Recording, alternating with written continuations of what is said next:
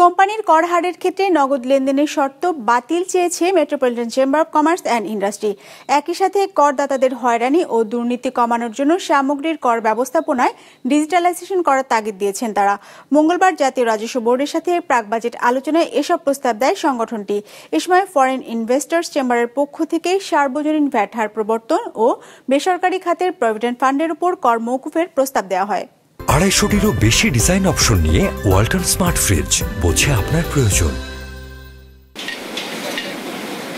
2024-25 বাজেটে পুঁজিবাজারে তালিকাভুক্ত নন লিস্টেড কোম্পানির কর হার 2.5% কমিয়ে যথাক্রমে 20 ও 27.5% করা হয়।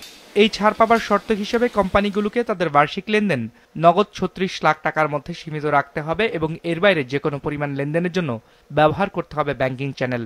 মেট্রোপলিটন চেম্বার অব কমার্স বলছে, দেশের অর্থনীতির 80% অপ্রাতিষ্ঠানিক, যার ফলে ব্যাংক নির্ভরতাও কম।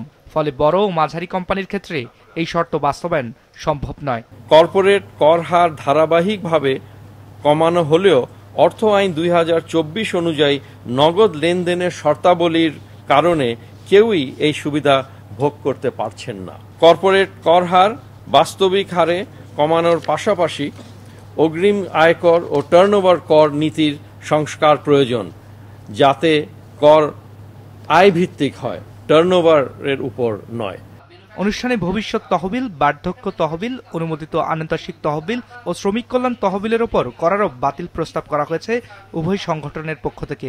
তাদের মতে, সরকারি চাকরিজীবীদের এসব ক্ষেত্রে কোনো রকম কর দেওয়ার বিধান না থাকায় বৈষম্য তৈরি হচ্ছে বেসরকারি চাকরিজীবীদের সাথে। এমন বাস্তবতায় ফান্ডগুলোতে কর মওকুফের প্রস্তাব করেছেন তারা। একজন এমপ্লয়ি যখন রিটায়ার করে তখন তার জীবনের শেষ সম্বল হচ্ছে এই প্রভিডেন্ট ফান্ডের টাকা, গ্র্যাচুইটির টাকা। এই ফান্ডের ট্যাক্সেশনটা এসে বিশাল ধরনের একটা অ্যানোমেলিস হয়ে গেছে এবং ডব্লিউবিপিএফ এর উপর তো অলরেডি স্যার রেটই আছে 27.5%। সো আমরা মনে করি স্যার ফান্ড ট্যাক্সেশন নিয়ে একটু আলাদাভাবে একটু গুরুত্ব দেওয়া, যাতে স্যার এমপ্লয়ি যখন রিটায়ার করে তার শেষ জীবনের সঞ্চয় দিয়ে যেন তাকে কিন্তু ওই ট্যাক্সের নামে তার সঞ্চয়টা যেন কমে না যায়। জাতীয় রাজস্ব বোর্ডের প্রাক বাজেট আলোচনায় foreign investors chamber of commerce and ইন্ডাস্ট্রির পক্ষ থেকে বাড়তি শুল্কের জটিলতা এড়াতে কাঁচামাল ও অন্তর্বর্তীকালীন কাঁচামালের মধ্যে শ্রেণীকরণের প্রস্তাব দেওয়া হয়েছে। একই সাথে একটি সার্বজনীন ভ্যাট ব্যবস্থা প্রচলনের তাগিদ দেওয়া হয় আলোচনায়। ইউনিফাইড ভিএটি স্ট্রাকচার, এই একটা জিনিস আমাদের একটা রেকমেন্ডেশন আছে যে আমরা সিঙ্গেল ইউনিফাইড ভিএটিতে গ্র্যাজুয়ালি কিভাবে যেতে পারি।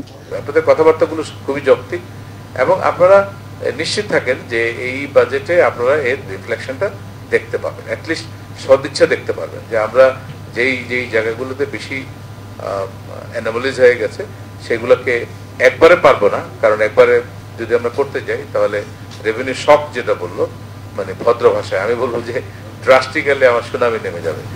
আলোচনায় এসএমই খাতের বিকাশ নিশ্চিত করার জন্য আলাদা কর হার নির্ধারণের প্রস্তাব দিয়েছে ব্যবসায়ী সংগঠনগুলো। রায়হান শোভন, বিজনেস রিপোর্ট, মাছরাঙা টেলিভিশন।